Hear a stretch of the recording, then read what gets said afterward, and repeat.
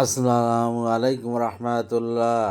আসসালামু আলাইকুম রহমাতুল্লাহ। সম্মানিত দর্শকবৃন্দ, এই যে দেখতে পাচ্ছেন আমি এখন একসঙ্গে একের পর এক দুইটা গাভী একই খামারে ডাকছে। এখন আমরা প্রথমে এই যে গাভী দেখতে পাচ্ছেন, এই গাভীকে কৃত্রিম প্রজনন করব। তার মালিকের চাহিদা যে হলো শাহিওয়াল জাতের সিমেন্ট হলো ইউজ করতে হবে। তা এখান থেকে 3 মাস হয়েছে বাছুরের বয়স। বাছুরটা বিক্রি করছে 70,000 টাকা। তারপর মা আবার হেঁটে আসছে।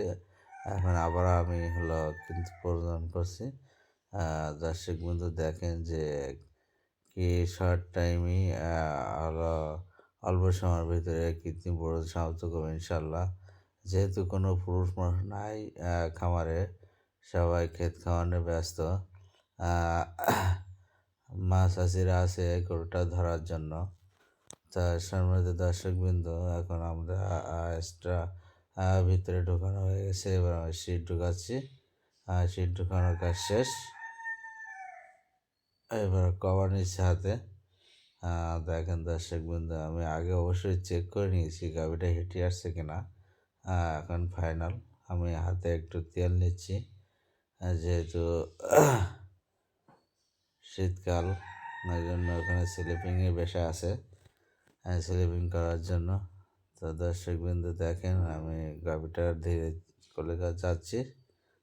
তার সার্ভিস এবং মোটামুটি মিউকাস সব ওকে।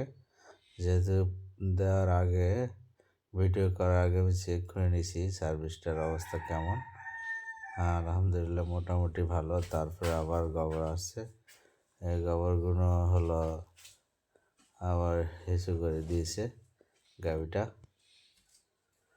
দর্শকবৃন্দ দেখেন, ওই দেখেন আবার হিসু করে দিয়েছে। তার ভিতরে গানটা আমি সার্ভিসের ভিতরে দেওয়ার জন্য ট্রাই করতেছি।